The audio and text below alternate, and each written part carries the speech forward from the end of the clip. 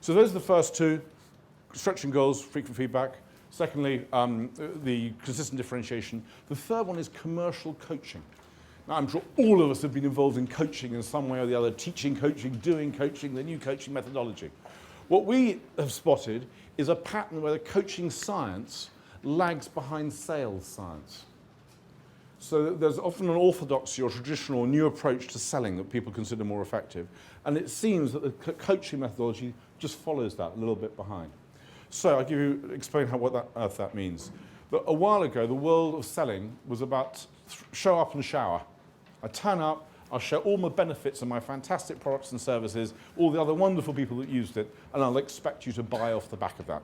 It was a features-based sale. And that was analogous, if you like, to the old apprenticeships. I'm the boss and I'll show you, follow me. I'll show you how it's done. Let me tell you what to do. Then the world of selling moved from this throw up and show up and do all those sort of pushing the features to a world where it was all about asking, needs-based selling. Let me ask you lots of questions. What bothers you? What's your priority? How much does it hurt? What would the impact be if you did this? And the whole needs-based selling phase took off. And we didn't ask or tell them anything until the very end, when hopefully we'd identified their need and we'd done some kind of issue match. Now, this worked very well in many areas. Kodak, they took all the salespeople in a certain region of the States, and we said, go to your bottom 10 accounts, the 10 accounts that have not bought off you for a while, and go there and have a 15-minute meeting, and do not mention any Kodak products during the course of that meeting. And on average, each person sold off his moribund accounts $1 million in total from the collection of 15, straight out of just listening. So there's something definitely good in this. There's something very powerful about listening to people's needs and responding to that.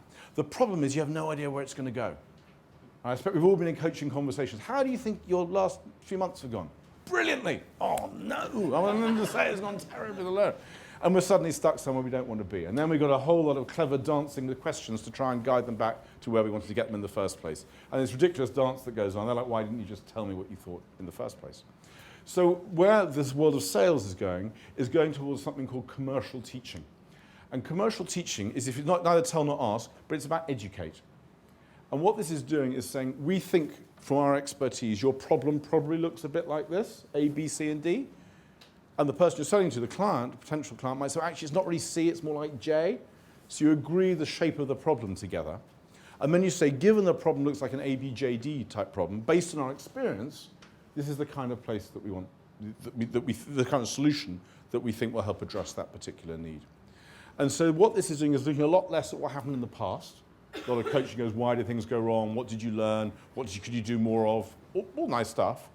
But much more about what does success look like. Creating a picture of the future. And then looking at what are the things that are likely to be the way in order to get to that future. And therefore, it's more directive than traditional, lots of questions, processy-based coaching. It's a lot more insightful, and the coach or the manager is not afraid to share their expertise to guide the individual. Now, this sounds lovely in theory. The question is, does it work? Well, we've been running it with a well-known retailer in their retail stores to help branch managers coach their salespeople. And we did a study to see what impact it had on those branch managers and the performance of their stores. And here are the results. Most importantly, for those of you who have to convince sales directors and commercial people, is their ability to hit their revenue targets went up by 29%. Now, this is a phenomenal achievement in terms of a significant delta in terms of output and performance.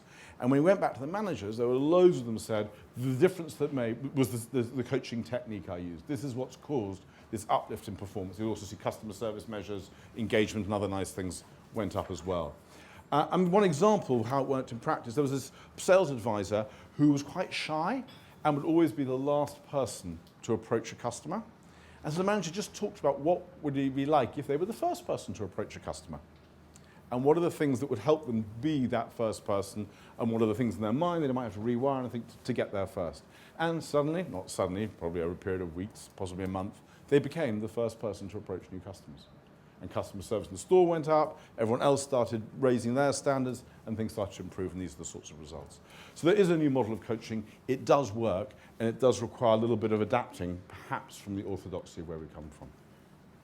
The fourth thing I'm going to touch on is called job crafting. Now, job crafting will be for many of you, a slightly more painful thing to deal with. Because those of us in HR spend a lot of our time bringing role clarity.